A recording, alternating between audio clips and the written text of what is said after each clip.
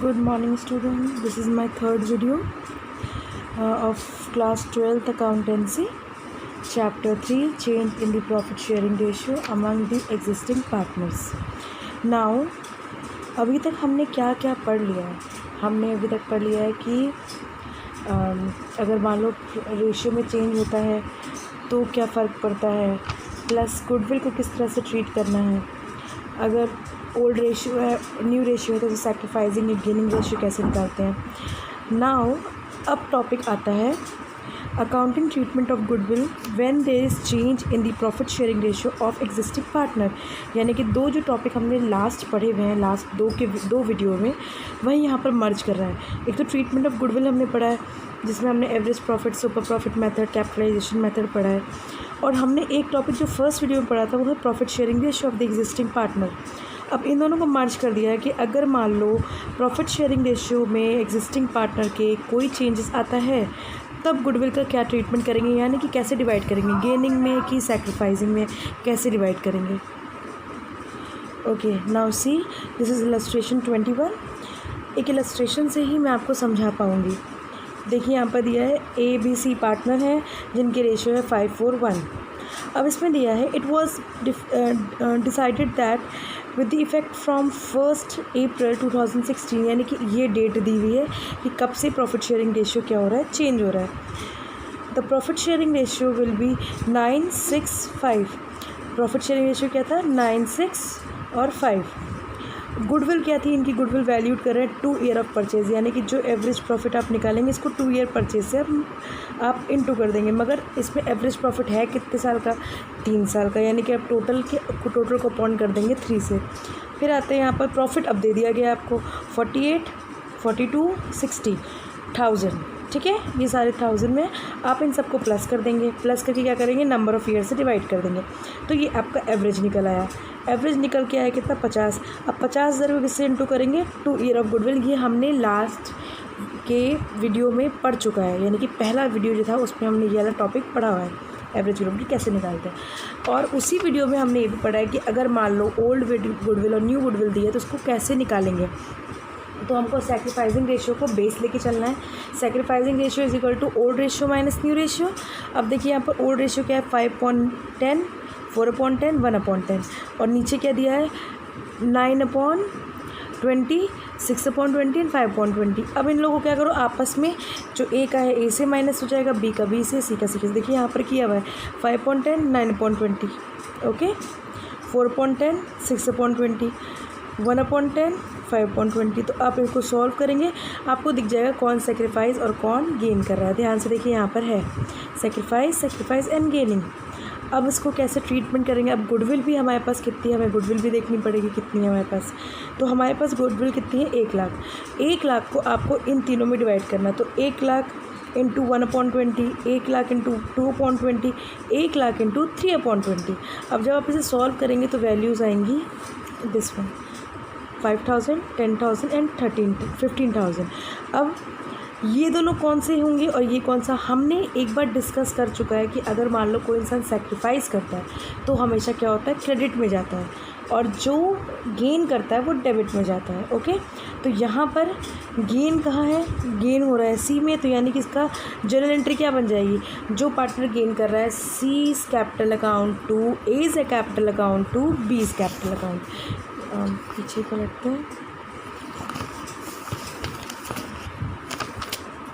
ये देखिए यहाँ पर सेम एंट्री दी है. ठीक है, इनका आपने जो परसेंटेज भी निकाला था 1/20, 2/20 और 3/20 से, तो ये रिज़ल्ट भी आपको दिख गए थे वर्किंग नोट्स में. ओके, अब यहाँ देखिए एडजस्टमेंट में क्या दिखा है, आपको ये चीज़ ध्यान रखिएगा बोर्ड्स के पर्पज़ के लिए कि ये एंट्री आपको करनी है. अगर उस पर दिया हुआ है कि जनरल एंट्री करनी है तो जनरल एंट्री पर ज़्यादा एम्फेसाइज़ किया जाता है, क्योंकि बच्चे प्रैक्टिकली तो हर चीज़ कर लेते हैं मगर जनरल एंट्री नहीं कर पाते. तो जनरल एंट्री करने के लिए मैंने आपको बार बार बोला हुआ है कि आप बस एक गुरु मंत्र याद रखो कि अगर मान लो ऐसा कोई क्वेश्चन आता है, फ्यूचर में भी ऐसे क्वेश्चन बहुत मिलेंगे, तो हमें क्या करना है, गेनिंग को उठा के डेबिट कर दो टू सैक्रिफाइसिंग पार्टनर, जो सैक्रिफाइस कर रहे हैं उनको क्रेडिट कर दो. आप जब सॉल्व करोगे तो आपको गेनिंग और सैक्रिफाइसिंग दिख जाएगा. ओके, अब आते हैं नेक्स्ट टॉपिक पे ऐसे बहुत सारे टॉपिक आपको मिलेंगे। अब यहाँ पर देखिए थोड़ा सा हिंट दे देती हूँ। गुडविल पूरी कैलकुलेटेड दी है 3 लाख और आपको क्या निकालना है यहाँ पर PQR 1 इक्वल पार्टनर्स है, तो 3 पार्टनर तो 1/3 1/3 1/3 हो जाएगा। अब इन्होंने क्या डिसाइड किया है कि they decided in future R will get 1/5 share. अगर R 1/5 शेयर पाएगा तो बाकी पार्टनर्स क्या पाएंगे, अब ये आपको कैलकुलेट करना पड़ेगा। अब कैलकुलेट कैसे करेंगे आप, तो एक पार्टनर पा रहा है 1/5, ठीक है, तो और पार्टनर्स कैसे क्या पाएंगे, तो ये आपको कैलकुलेट करना पड़ेगा। ओके, तो हम इसे कैलकुलेट कैसे करेंगे, देखिए यहाँ पर दिया हुआ है 1/5 शेयर से एंटर कर रहा है। ओके, 1/5 शेयर से एंटर कर रहा है और बाकी बचा कितना, 4/5 बचा।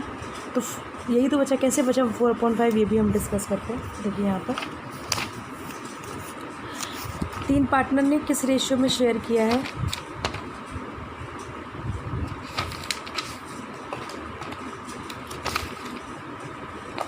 तीन पार्टनर ने शेयर किया है, पहले ओल्ड रेशियो इनका ये है। अब इसने डिसाइड किया है, ये जो नया पार्टनर है, मतलब सॉरी तीसरा पार्टनर है, ये 1/5 लेगा। अगर ये 1/5 लेगा तो बाकी कितना बचा, रिमेनिंग ही तो ये दोनों लेंगे ना, तो रिमेनिंग कितना बचा 1 से माइनस कर दो, कितना आ जाएगा 4/5। तो 4/5 को 2 इक्वल भाग में डिवाइड कर दो तो क्या हो जाएगा 2/5 और 2/5। कैसे ये आया, इसी पोर्शन को मैंने 2 भाग में डिवाइड कर दिया है। अब इनका एलसीएम निकाल लो 5, ठीक है। अब ये क्या है 2 + 2 = 4/5, फाइन। तो इसलिए इनका रेशियो हो गया है यहाँ पर 2/5 2/5। ओके, अब फिर वही रेशियो निकाल लेंगे। अब कौन गेन कर रहा है, कौन सेक्रीफाइस कर रहा है, गेन ये दोनों कर रहे हैं, सेक्रीफाइस ये कर रहा है।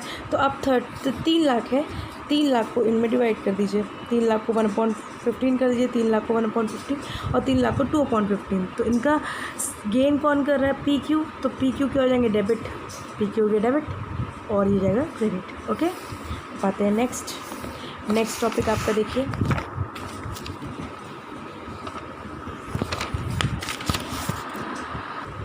ओके, नेक्स्ट टॉपिक ये है आपका accounting treatment of reserves and accumulated profit when there is change in the profit sharing ratio. Okay, next आपका टॉपिक है accounting treatment of reserve and accumulated profit when there is a change in the profit sharing ratio of existing partners. अब यहाँ पर दिया है कि अगर मान लो कि पुराना कुछ प्रॉफिट या लॉस का बचा हुआ है कंपनी में, तो उनका ट्रीटमेंट हम कैसे करेंगे, यानी कि कंपनी के पास अपने रिजर्व्स होते हैं और अपने प्रॉफिट भी होते हैं, अपने लॉसेस भी होते हैं, अपनी गुडविल भी होती है, तो पुराने को कैसे चेंज करेंगे, क्योंकि अगर पार्टनर्स में रेशियो में चेंज आएगा तो इनमें भी चेंजेस आते हैं, तो वो चेंजेस हम कैसे करेंगे। तो अगर मान लीजिए यहाँ पर दिया है, अगर मान लीजिए कि आपका जो भी वैल्यूज़ दी हैं, ये सारी वैल्यू किसकी दी हुई है, लायबिलिटी साइड की। रिज़र्व भी लायबिलिटी में आता है, बैलेंस शीट आप 11th क्लास में आपने पढ़ा है, तो अगर आप लोग ध्यान दें तो रिज़र्व भी लायबिलिटी में आता है, प्रॉफिट एंड लॉस लायबिलिटी में आता है, वर्क्समैन कंपनसेशन रिज़र्व लायबिलिटी में आती है, इन्वेस्टमेंट फ्लक्चुएशन फंड भी लायबिलिटी में आता है, ठीक। तो अगर मान लो कोई वैल्यू लायबिलिटी की है तो वो वैल्यू क्या हो जाएगी, डेबिट,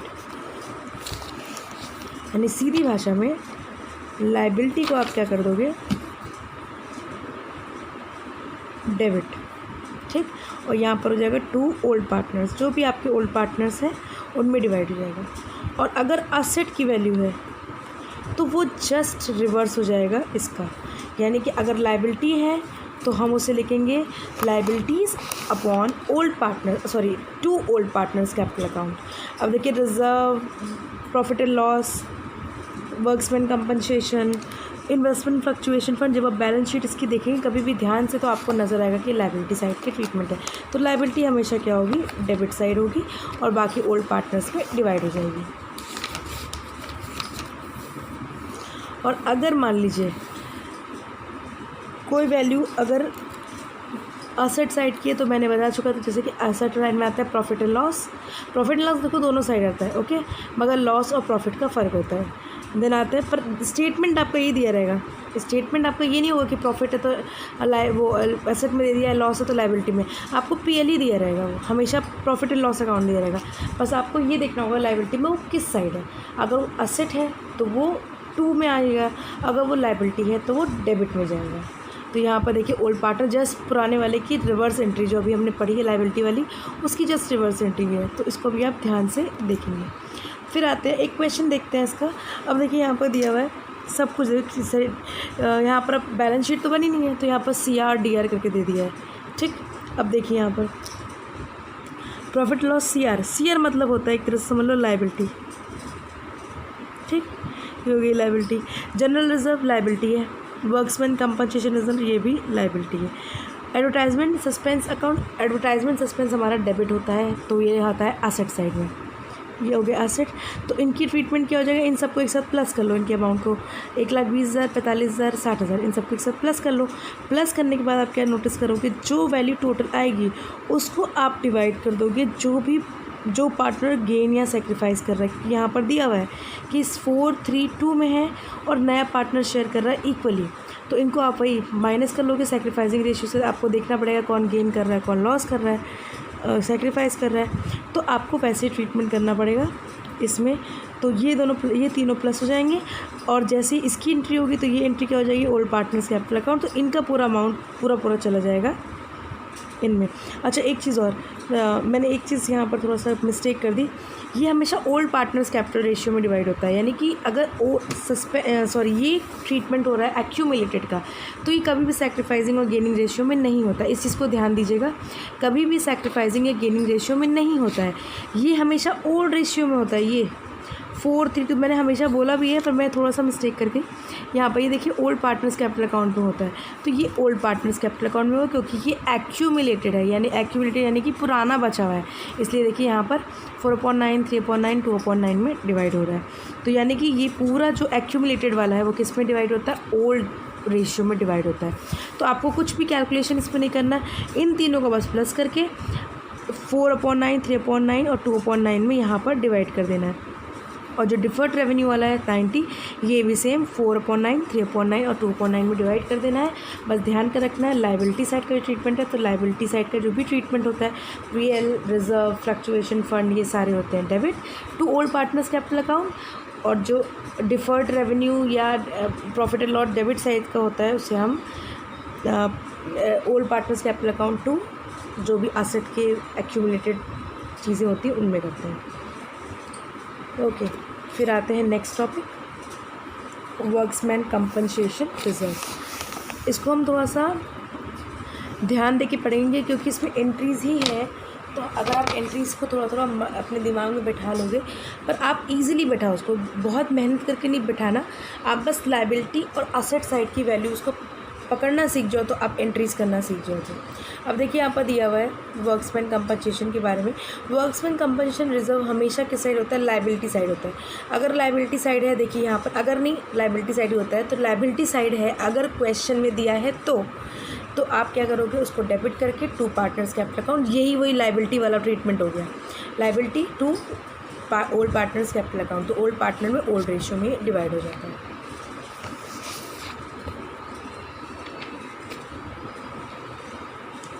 ओके, कभी कभार क्या होता है, क्वेश्चन में दिया होता है कि अगर मान लीजिए आपका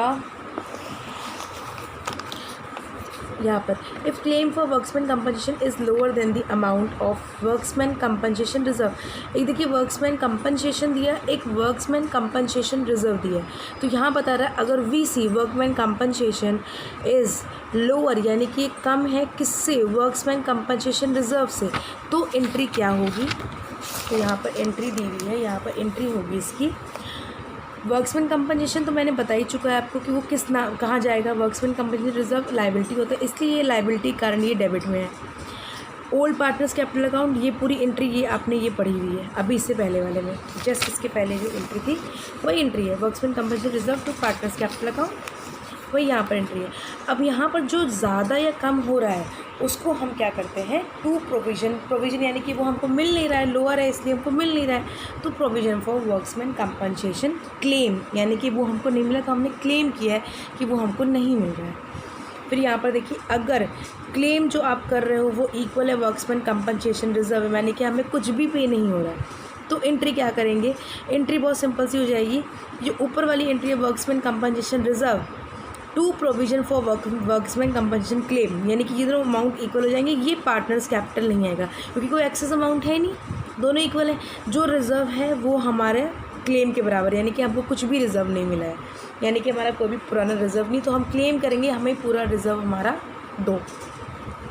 अगर क्लेम मोर देन दी वर्क्समैन कंपनसेशन है, तो क्लेम अगर ज़्यादा होगा तो आपके पास इसकी जस्ट अपोजिट एंट्री हो जाती है। ये जो पार्टनर्स कैपिटल अकाउंट है ये कहाँ चला जाता है, रिवैल्यूएशन के तौर पे चला जाता है डेबिट में। ये देखिए यहाँ पर वर्क्समैन कंपनसेशन रिजर्व लाइबिलिटी, इसलिए यहाँ पर है। To provision for claim, claim आप कर रहे हो कितने का है, और जो बाकी जो आपका एक्सेस हो रहा है, यानी कि ज़्यादा जो अमाउंट है जो आपके क्लेम से भी ऊपर, यानी कि रिजर्व से ज़्यादा क्या है हमारे पास, क्लेम क्या है इस कंपेरेटिव ज़्यादा है, तो हम क्या करेंगे उसको रिवैल्यूएशन के डेबिट में डाल देंगे, यानी कि रिवैल्यूएशन में वो चला जाएगा। और इसका जो रिवैल्यूएशन है वो पार्टनर्स कैपिटल में ऑटोमेटिकली डिवाइड हो जाता है, जो भी रेशियो इनका बनता है। तो यहाँ पर देखिए जो रिवैल्यूएशन 10,000 का, ये हमने पार्टनर्स कैपिटल में, रिवैल्यूएशन यहाँ पर डेबिट है, तो हम जब अकाउंट क्लोज करते हैं तो वो क्रेडिट हो जाएगा, पार्टनर्स कैपिटल अकाउंट में चला जाएगा। Okay fine. फिर आते हैं नेक्स्ट, ये जो फ्लक्चुएशन रिजर्व यहाँ पर दिया हुआ है, इन्वेस्टमेंट फ्लक्चुएशन, ये एकदम वर्क्समैन कंपनसेशन की तरह ही है। ये देखिए पहला अमाउंट जो है लाइबिलिटी और टू पार्टनर्स कैपिटल अकाउंट का ये सेम है। कुछ एंट्रियाँ क्या, बहुत सारी ऐसी एंट्रियाँ अगर आप 2 पेजेस पलट के देखोगे तो एकदम रिजेंबल करती है, ओनली बिकॉज इनका ट्रीटमेंट लाइबिलिटी साइड में होता है। अगर इनकी बुक वैल्यू से ज़्यादा वैल्यू होती है तब हम क्या करते हैं, देखिए यहाँ पर दिया है फ्लक्चुएशन रिजर्व है, इन्वेस्टमेंट, या वहाँ पर हमने क्या किया था प्रोविजन फॉर वर्क्स, क्योंकि वो हमारा क्लेम था। यहाँ पर क्या है कि इन्वेस्टमेंट है, तो टू इन्वेस्टमेंट और पार्टनर्स कैपिटल अकाउंट, एकदम सेम एंट्री पुराने वाले की तरह, बस यहाँ पर प्रोविजन की जगह इन्वेस्टमेंट आ गया। फिर नेक्स्ट अगर वो इक्वल अमाउंट होता है तो एंट्री क्या होगी, तो एंट्री होगी देखिए सिंपल सी वही एंट्री पुरानी वाली, रिजर्व जो होगा वो रिजर्व रहेगा, बस पार्टनर्स कैपिटल नहीं जाएगा, इन्वेस्टमेंट में चला जाएगा। अगर एक्सेस होता है, यानी कि जो क्लेम है आपका ज़्यादा होता है, यानी अगर इसमें इन्वेस्टमेंट की वैल्यू ज़्यादा करती है तो क्या होगा, रिवैल्यूएशन चला जाएगा, रिवैल्यूएशन पार्टनर्स कैपिटल में डिवाइड हो जाता है। नेक्स्ट, अगर market value of investment is more than the book value, अगर ऐसा होता है तो इसकी एंट्री क्या हो जाती है, workmen's investment fluctuation fund to partners, यानी फर्स्ट एंट्री वाली है ये से, तो पार्टनर्स कैपिटल जो हमने यहाँ पर फर्स्ट एंट्री पढ़ी थी ये।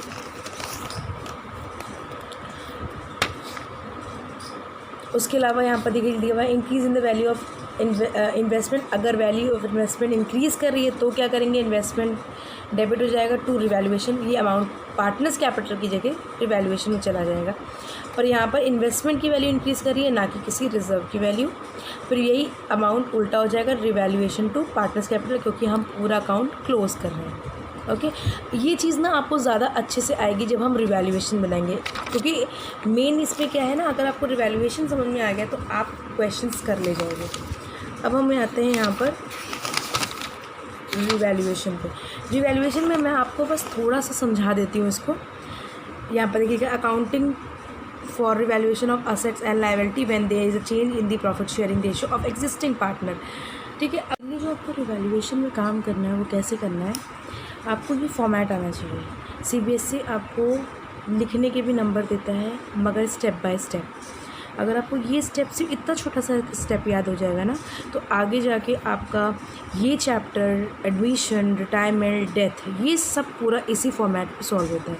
अगर आपने फॉर्मेट समझ लिया तो ये एंट्री जो पीछे दी है ना, बहुत ईजिली आपको समझ में आ जाएगी। ओके, पहले इस फॉर्मेट को स्टार्ट करते हैं। देखिए इस फॉर्मेट में कुछ नहीं है ज़्यादा, degree, debit, credit, okay, valuation of goodwill, ऐसे आप लिख लेंगे, particular amount. Decrease in the value of asset, अगर एसेट डिक्रीज़ कर रहा है तो किस साइड आएगा, इस साइड आएगा।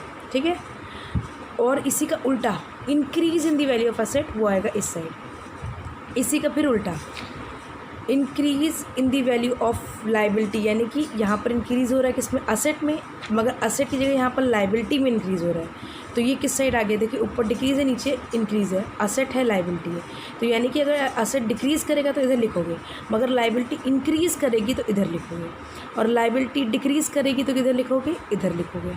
ओके, कैसे करना है ये मैं आपको अपनी नेक्स्ट वीडियो में बताऊंगी कि इंक्रीज़ और डिक्रीज़ कैसे होता है। अब अनरिकॉर्डेड लाइबिलिटी, कोई लाइबिलिटी आपकी रिकॉर्ड नहीं थी, आपने रिकॉर्ड की तो लाइबिलिटी क्या होगी, बढ़ गई।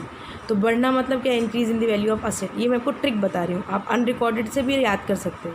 मगर अगर अनरिकॉर्डेड को अगर आप रिकॉर्ड कर रहे हो तो वो इंक्रीज़ करेगा लाइबिलिटी को, इसलिए हम डेबिट साइड में लिखते हैं। अनरिकॉर्डेड असेट, असेट को बढ़ा रहा है एक तरह से, तो हम उसको लिखते हैं increase in the value of asset, यानी कि इस साइड। ये हम अनरिकॉर्डेड के ही नाम से शो करेंगे और अनरिकॉर्डेड लाइबिलिटी के नाम से ही शो करेंगे। पर एक समझाने का तरीका है, एक ट्रिक है कि अगर आपको यही 2 पॉइंट याद हो जाएंगे ना, तो आप और सबको कर ले जाओगे। रिवैल्यूएशन में प्रॉफिट आएगा तो इस साइड रहेगा, लॉस आएगा तो इस साइड रहेगा। अब इनकी जनरल एंट्री कैसे होगी, ये लेजर है, इसको जनरल कैसे बना सकते हैं, जस्ट अपोजिट एंट्री कर दो। कैसे करेंगे एंट्री, देखिए डिक्रीज इन एसेट किस साइड आता है, डेबिट साइड में आता है फॉर्मेट के, ये देखो फॉर्मेट के डेबिट साइड। तो अगर फॉर्मेट के डेबिट साइड में, तो फॉर्मेट के डेबिट में किसका नाम जाएगा, रिवैल्यूएशन का, जनरल एंट्री में रिवैल्यूएशन टू असेट, ठीक। Increase the value of asset, increase हो रही वैल्यू ऑफ असेट तो उल्टा हो जाएगा, असेट टू रिवैल्यूएशन, क्योंकि इसकी एंट्री कहाँ पर है, देखिए मैंने कहा था ना उल्टी एंट्री करते हैं। तो उल्टी एंट्री क्या होती है, increase the value of asset किस साइड है, रिवैल्यूएशन के क्रेडिट साइड में, तो रिवैल्यूएशन हो जाएगा क्रेडिट और ये अमाउंट हो जाएगा डेबिट, ये देखिए। Then increase the value of liability, liability increase करिए तो ये किधर आता है, डेबिट साइड में, तो डेबिट में हो गया revaluation to liability. Decrease in the value of liability किधर जाता है, क्रेडिट साइड में, तो लाइबिलिटी हो जाएगा, रिवैल्यूएशन हो जाएगा क्रेडिट, लाइबिलिटी हो जाएगा डेबिट, ओके। अगर प्रॉफिट शो कर रहा है तो प्रॉफिट को हम लिखते हैं डेबिट साइड में, तो डेबिट केस में रिवैल्यूएशन आ गया। किनको डिवाइड करते हैं, पार्टनर्स कैपिटल, यानी ओल्ड पार्टनर्स में डिवाइड करते हैं, इसलिए revaluation to partners capital account, और ये हो जाएगा ओल्ड रेशियो में डिवाइड। अगर लॉस है तो कैसे होगा, partners capital to loss, sorry revaluation, और लिखेंगे लॉस ऑन रिवैल्यूएशन। फाइन, बस एंट्रीज़ आपको समझानी थी, आप समझ लिए। अब नेक्स्ट वीडियो में डिस्कस करेंगे इसको, रिवैल्यूएशन को कैसे सॉल्व करते हैं। All the best for you today's mock test.